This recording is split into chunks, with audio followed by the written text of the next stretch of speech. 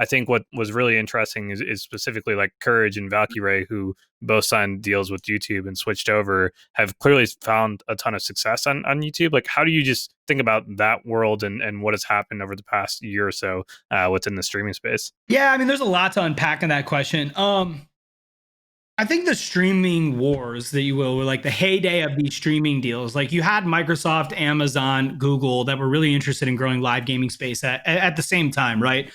Um, Live gaming isn't a huge industry relative to the total watch time. I mean, I peg it at like, look, we came out with 100 billion hours, 10 being attributed to live. My guess is like Twitch is probably at 18 to 20, and Facebook gaming is probably at like 3 to 5.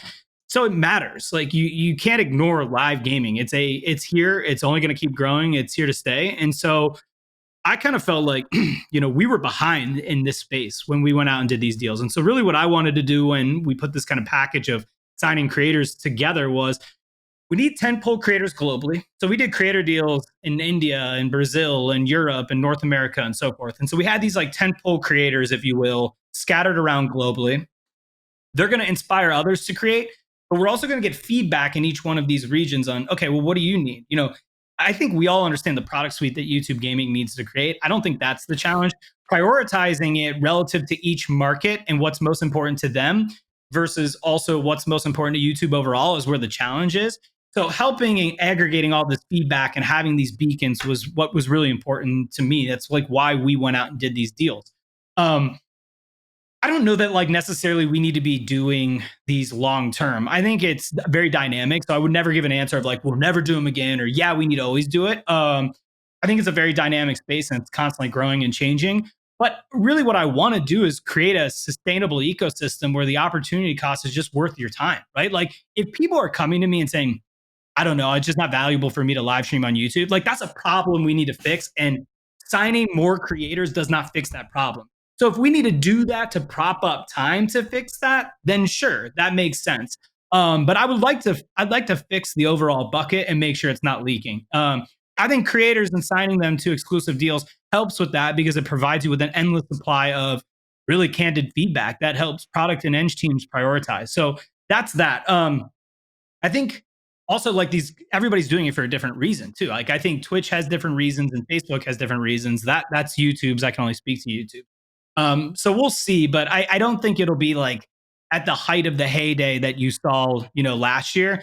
But these deals are still happening, and they're not they're happening in different markets in different countries. So I don't even know that they're hitting everybody's radar in the U.S., but they're happening globally still.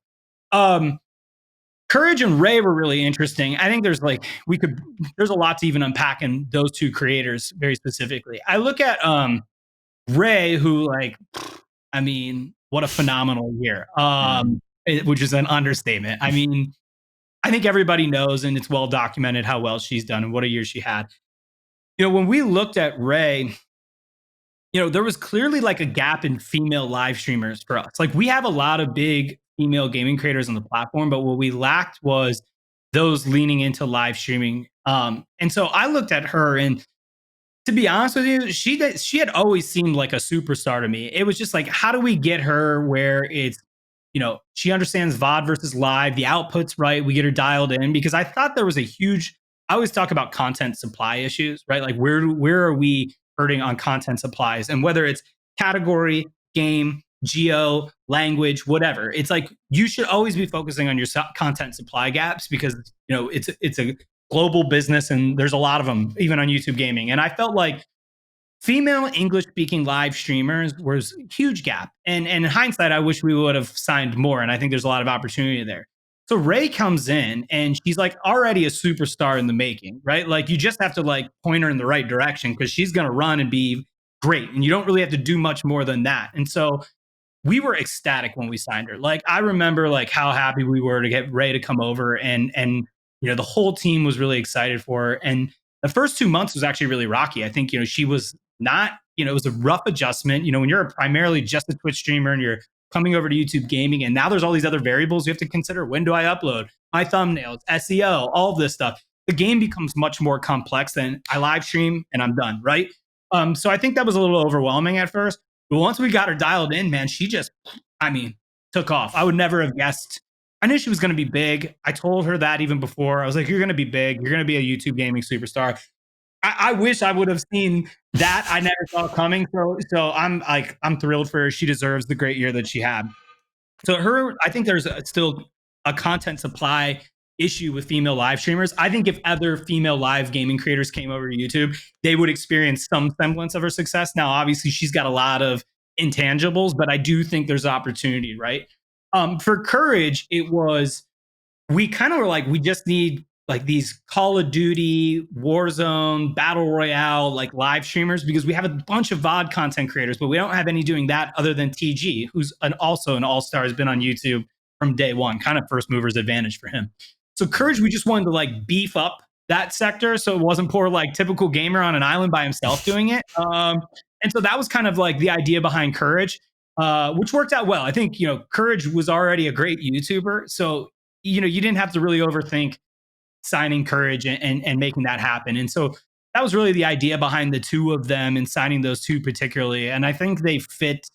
One thing when I'm looking at, I need to make sure we're not just signing live streamers, but we're signing people that understand YouTube and how to be successful on YouTube, and that it's much more than just streaming. You got to be very multi-dimensional, and certainly you two know that. And so Courage kind of fell in that bucket because he was already doing VOD well. Yeah, TG was always like really frustrated with I think everyone thought like if you're a live streamer, you stream on Twitch and there's no other way to do it.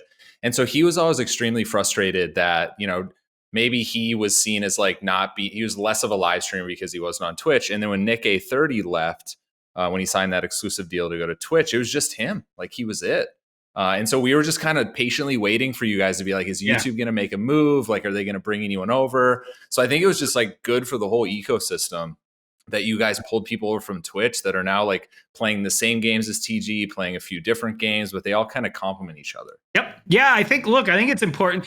Competition though, and the spirit of that is like really important in general. Like I actually think we are all benefiting from this competition, and not to be like cliche and that's just the PC thing to say, but it's so true, right? Like I just think of how much the games industry is moving forward with Microsoft and Facebook and Google and Amazon's involvement in the space. And it's only a good thing. So I think the creators benefit. I think we benefit from it. I think our product advancements across the board benefit from it. So I think the streaming wars, if you will, were a really important and necessary part of continuing to move our industry forward. And I'm glad TG feels like he got a little bit of support. We needed to expand that support system for him. So it's good to hear.